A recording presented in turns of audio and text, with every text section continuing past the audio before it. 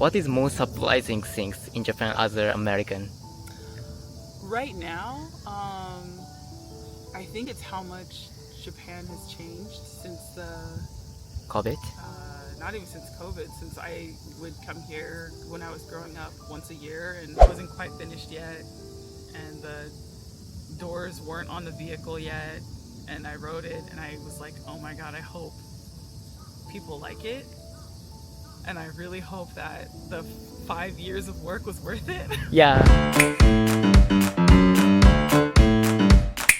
Thank you for taking interview. My name is Ryu. What's your name? ビビオと申します。はじめまして。はじめまして。よろしくお願いします。よろしくお願いします。Where are you from? I was born in Aoyama, but I live in Los Angeles. So you are half Japanese and half American? Yes. So you are originally I'm half black. Okay. So what do you do for a living? I'm a concept artist. I design theme parks. So what kind of theme parks? I'm an Imagineer, so we design the rides and attractions and hotels and experiences for the Disney parks. That's so cool. In Japan, like everyone wants to work in Disneyland, Oh. particularly Japanese kids. Uh-huh. What brings you here this time? Project work and meetings with our partners in Tokyo Disneyland. Cool. So you mean you came here as a business trip? So how long will you stay here totally? About a week. And now that my meetings are over, I'm enjoying Tokyo and sitting in a beautiful park. Yeah, this nature is amazing. It's incredible. How long will you stay here more? Oh, we leave on Saturday. Saturday. Yeah, so 3 more days. Cool. What will you do? We will have dinner with friends and family friends. I did ohakamairi to my grandfather. So my partner met my grandfather for the first time. And yeah, and we're gonna relax. So your family lives in Japan and you don't go to Japan a lot? No, not much anymore. My grandma lives in Osaka, and usually she comes to visit us in California. Oh, cool. So how is it like half Japanese in Japan? I don't think people realize I'm Japanese. So I think most people assume I'm just gaijin. So is it inconvenient for you? No, I like the I like being with everybody and being in just, you know, inside the culture. I think is really nice, and people are so kind and patient. I try to use my Japanese as much as possible, but you know, I don't always get it right, and everyone is super kind and helps me get by. But your Japanese already reached daily conversation level, so I guess you don't have any problem here. いっぱいあるけど。えいろいろある。So what kind of situation you are struggle to speak in Japanese? 考えは英語。So I have to filter it. And so sometimes 話すときは just doesn't make any sense. There's no 英語と日本語が like it's backwards, right? And so I'll start thinking from the wrong sentence from the wrong way, and it just goes. I see. That's interesting, but I guess I understood. Yeah, mainly I'm using Japanese brain and I translate English. Yeah, maybe totally opposite. Yeah. Okay, so what is most surprising things in Japan as an American? Right now, I think it's how much Japan has changed since COVID? Not even since COVID, since I would come here when I was growing up once a year, and I think it's so much more welcoming to foreigners and to tourists. I see tourists everywhere now, and when I was growing up and coming here, sometimes you wouldn't see another foreigner the whole time you were here, and now I look around and it's sometimes you see more foreigners than Japanese people. I went to Doshisha in Kyoto when I was in college, and even then I think people would be really surprised just to see me walking around in kind of like country areas. And yeah, I don't really think it's like that anymore. I think 多分日本人がもう外人に慣れてるみたい。So you were in Dosha University as an exchange student? Yeah, that's Ah, that's so cool. it. Yeah. How was it? I loved it. I would do it like I wish I could have stayed longer. That was the saddest thing was to when I left and went back to LA where it's not very beautiful or as interesting. So what is the best experience in Japan? Like whole your life?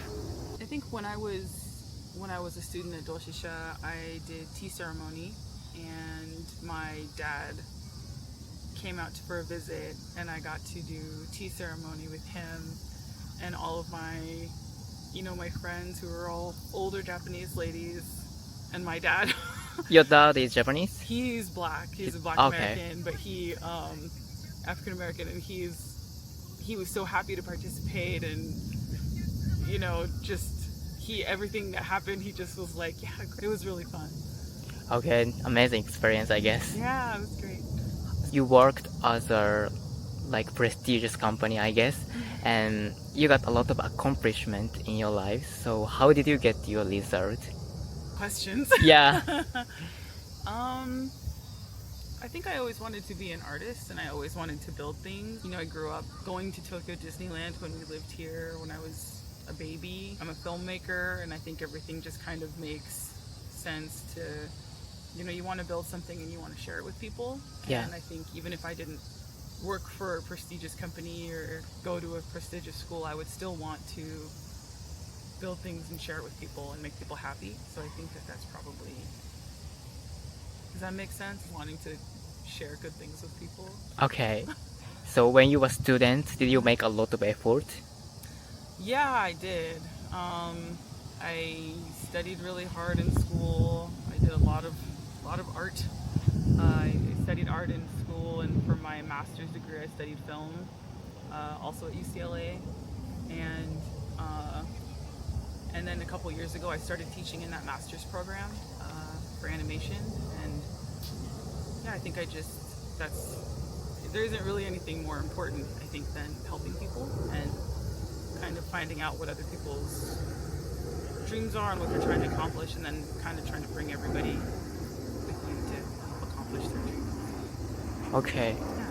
So how did you choose going to UCLA and how did you choose your major? I don't really know if I could have done anything else. I got into a couple of different schools that I really liked, but they were very expensive. Yeah. So USC was really expensive, NYU was really expensive, and I think I almost studied music, I almost studied writing, but art is always my love and I think what I'm best at. So I became an art major and I have a minor in art history, which was how I was able to go to Kyoto and study art history at Doshisha. That's beautiful. Yeah. So what was most rewarding experience in your job? I think when we opened the Beauty and the Beast attraction Yeah. was during COVID, and so that had been maybe 5-6 years of work. And the last time I saw the ride it wasn't quite finished yet, and the doors weren't on the vehicle yet, and I rode it and I was like, oh my god, I hope people like it, and I really hope that the 5 years of work was worth it. Yeah. And it wasn't until earlier this year I got to ride it with guests, just regular Japanese guests, and I got to hear how they felt and what they were looking forward to. Like, look, here comes the next scene, or Belle's in this scene, and everyone was so excited, and it really, I was so moved by experiencing the ride with the guests and hearing how much they felt, and I really felt like, oh, it's all worth it. That's a rewarding situation. Yeah, it was so rewarding to see people, because we build things in California, we design things in California, we build it all over the world, and I think sometimes if you're not working on a project where you have kind of immediate connection to the guest, you start to wonder, are they going to like it, or is it going to resonate? What will they think? you kind of don't know until you're there and you see it for yourself. Thank you for sharing. Yeah. That's heartwarming. Okay, last question. So, could you give any advice to someone want to work hard? I think if you want to work hard, you have to take breaks. You have to diversify your mindset. I think if you are interested in something, you can't just focus on that one thing. You have to look at everything around it, and you have to look at those things too. And you can't just shut yourself up into doing just one thing. I think it's most important to be a student of the whole world. So if you like, for me, it was painting and drawing. That meant I had to study sculpture so I could understand the form. And then I had to study anatomy so I understood, people. I had to study stories so I could understand how people think. And I think if I only thought, well, I have to be good at drawing, and I only studied just drawing, it would make me, I would be a poor artist for not studying as much as I could. Okay, thank you so much. Thank you for taking the interview. Thank you for talking to me.